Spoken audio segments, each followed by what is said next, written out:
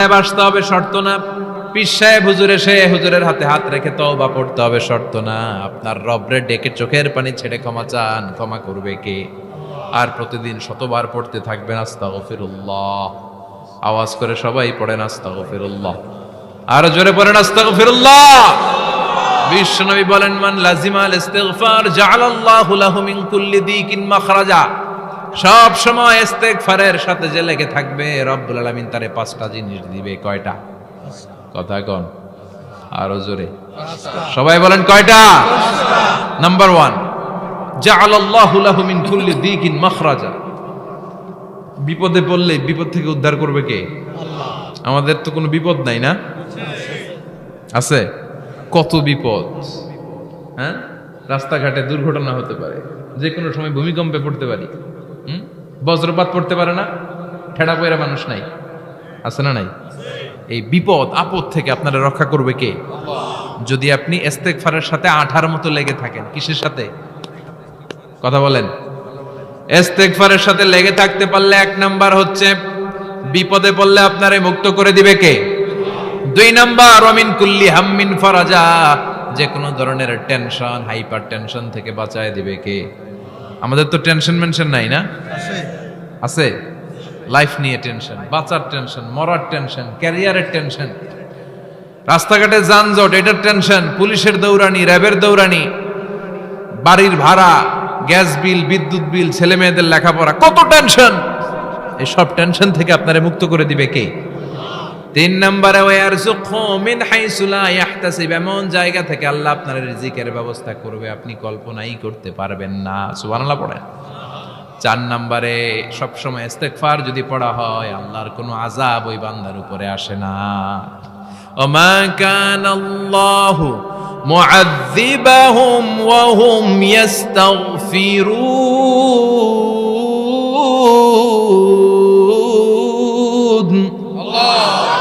যতক্ষণ আমার বান্দা আমার কাছে ইস্তেগফার পড়তে থাকে, আমার কোনো আযাব বান্দারে পাবে না। যতক্ষণ ইস্তেগফার পড়বেন, আল্লাহর কোনো আযাব আপনার উপর আসবে না। 4টা গেল। 5 নাম্বার, বারবার ইস্তেগফার পড়লে রফিক ভাই আল্লাহ আপনারে মুস্তাজাবুদ দাওয়া বানিয়ে, দোয়া করা মাত্র কবুল করে নিবে কে? আল্লাহ। মুস্তাজাবুদ দাওয়া বুঝেন তো? মানে যিনি হাত তুলতে দেরি, কবুল হতে দেরি হয় না। বারবার ইস্তেগফার পড়ে দেখেন যে আপনার দোয়া কেমনে কবুল হয়। ইমাম আহমদ ইবনে হাম্বলের নাম শুনেছেন? হাম্বলি মাযহাবের প্রতিষ্ঠাতা। হানাফি, শাফিঈ, মালিকি, 4 নাম্বারটা আপনারা বলেন হাম্বলি। এই হাম্বলি মাযহাবের ইমামের নাম আহমদ ইবনে হাম্বল, জগৎ বিখ্যাত মুহাদ্দিস। একক স্বতন্ত্র হাদিসের কিতাব হিসেবে পৃথিবীতে সবচেয়ে বড় যে হাদিসের কিতাব, ওইটার নাম মুসনাদ আহমদ ইবনে হাম্বল। 40,000 হাদিসের কালেকশন আছে। এই ইমাম আহমদ ইবনে হাম্বল ওনার শেষ জীবনটা হাদিস পড়ানো, হাদিস কালেকশনের জন্য ব্যয় করেছেন।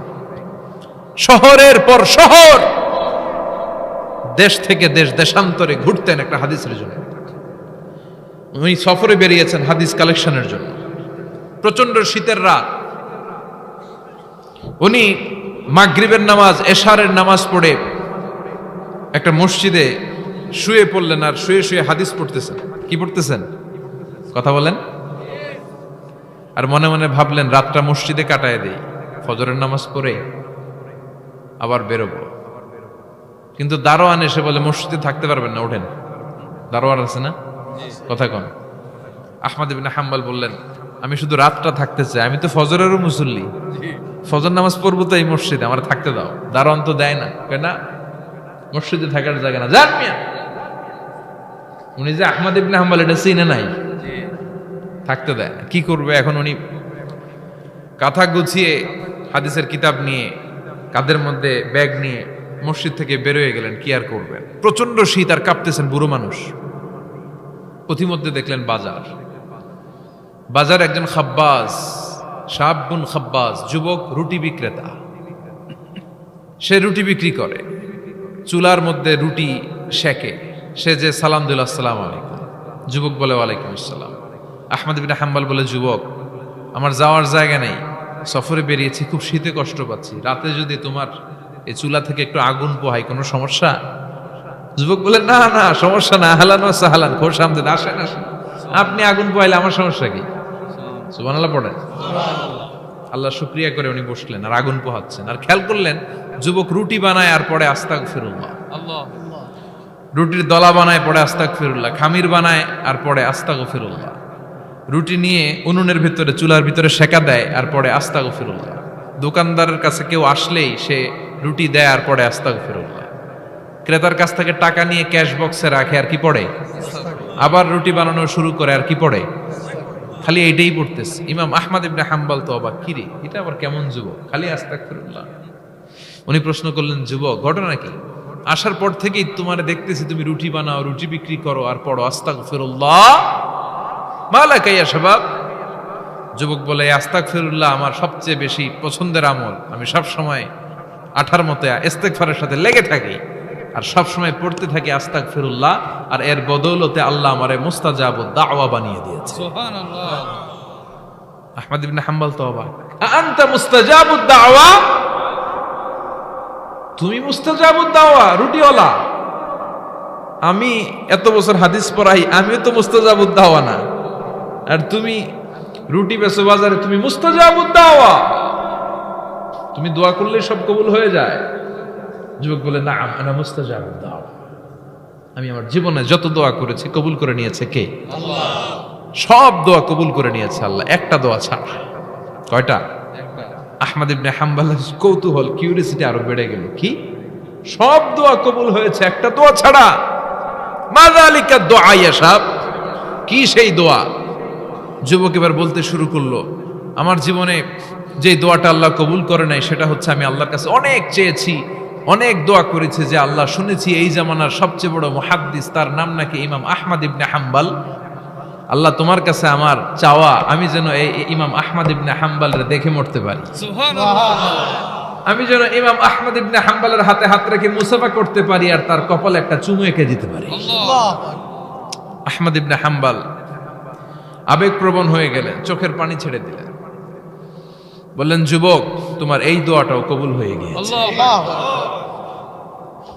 আহমদ ইবনে হাম্বলের দেখা আর সাক্ষাৎ পাওয়ার জন্য আহমদ ইবনে হাম্বলের বাড়িতে তোমার যাওয়ার দরকার নাই, আহমদ ইবনে হাম্বল তোমার দরবারে ছুটে এসেছে। আনা আহমদ ইবনে হাম্বল মুহাদ্দিসুদ দাহর, আমি নিজেই আহমদ ইবনে হাম্বল। যুবক চোখের পানি ছেড়ে দেয়, আহমদ ইবনে হাম্বল চোখের পানি ছেড়ে দেয়। যুবক চিৎকার মেরে ইমাম আহমদ ইবনে হাম্বলকে জড়িয়ে ধরে, হাতে হাত রেখে মুসাফা করে, কপালের মধ্যে চুমু খায় আর আল্লাহর শুকরিয়া করে বলে, ও ইমাম, আসলে এই দোয়াটাও আল্লাহ আজকে কবুল করে নিল।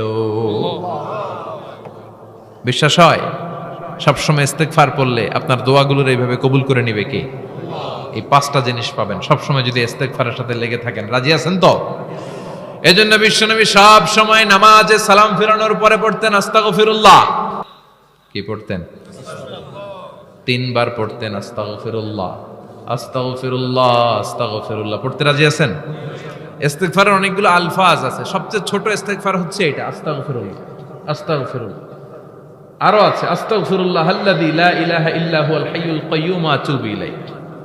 বিশ্বনবী বলেন, এই ইস্তেগফারটা যদি কেউ পড়ে, আত-তাওয়াল্লি মিন ইয়াউমিজ যাহাফ, যুদ্ধের ময়দান থেকে পালিয়ে আসা কবিরা গুনাহ। কি গুনাহ? কাফেরদের সাথে যুদ্ধ, আমি তাগড়া যুবক, তলোয়ার নিয়ে নেমেছি, আমার দেহের এক ফোঁটা রক্ত থাকা পর্যন্ত আমি যুদ্ধ চালিয়ে যাব, আমি ফিরে আসতে পারবো না, আইনটা কার? ফিরে আসলে কবিরা গুনাহ। বিশ্বনবী বলেন, যুদ্ধের ময়দান থেকে ফিরে এসেছে এরকম কবিরা গুনাহ অবলম্বনকারীও যদি আস্তাগফিরুল্লাহ আল্লাযী লা ইলাহা ইল্লা হুয়াল হাইয়ুল কাইয়্যুম ওয়া আতুবু ইলাইহি পড়ে, ওই কবিরা গুনাহকারীকেও ক্ষমা করে দিবে কে?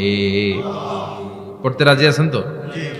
আবার সাইয়েদনা আবু বকর বললেন, ইয়া রাসূলুল্লাহ আল্লিমনি দুআআন আদউ বিহি ফি সালাতি, এমন দোয়া আপনি আমারে শিক্ষা দেন যেই দোয়াটা আমি নামাজে পড়তে পারি।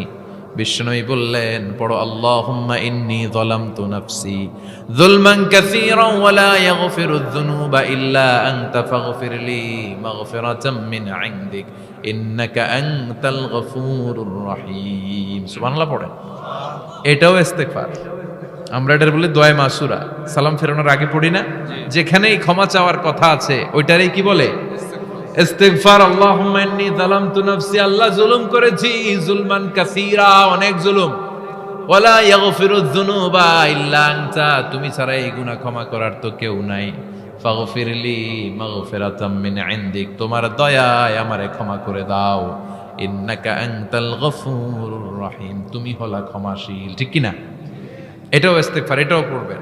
আর এই সব ইস্তেগফারের শ্রেষ্ঠ ইস্তেগফারের নাম সাইয়্যিদুল ইস্তেগফার।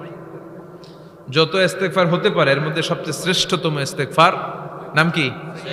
কথা কন। বুখারীর বর্ণনা, শাদ্দাদ ইবনে আউস রাদিয়াল্লাহু তাআলা আনহু বর্ণনা করেন, এই সাইয়্যিদুল ইস্তেগফার দিনের বেলা যে পড়বে ওই দিনে মারা গেলে সে জান্নাতি। এই সাইয়্যিদুল ইস্তেগফার রাতের বেলা যে পড়বে ওই রাতে যদি ইন্তেকাল হয় ওই লোকটা জান্নাতি। মুখস্থ আছে না? জি। কার কার মুখস্থ হাত তুলেন? মাশাআল্লাহ, তাবারাকাল্লাহ, মাশাআল্লাহ, মাশাআল্লাহ। আর যাদের নাই তাদের হোমওয়ার্ক, তাদের আল্লাহুম্মা আনতা রাব্বি লা ইলাহা ইল্লা আনতা খালাকতানি ওয়া আনা আবদুক ওয়া আনা আলা আহদিকা ওয়া ওয়া'দিকা মাস্তাতা'তু আউযু বিকা মিন শাররি মা সানা'তু আবুউ লাকা বিনি'মাতিকা আলাইয়া ওয়া আবুউ লাকা বিযামবি ফাগফিরলি ফাইন্নাহু লা ইয়াগফিরুয যুনুবা ইল্লা আনতা। সুবহানাল্লাহ পড়ুন। আজকে রাতে পড়ছেন, মারা গেলে জান্নাতি। চিল্লায় পড়েন না আল্লাহু আকবার।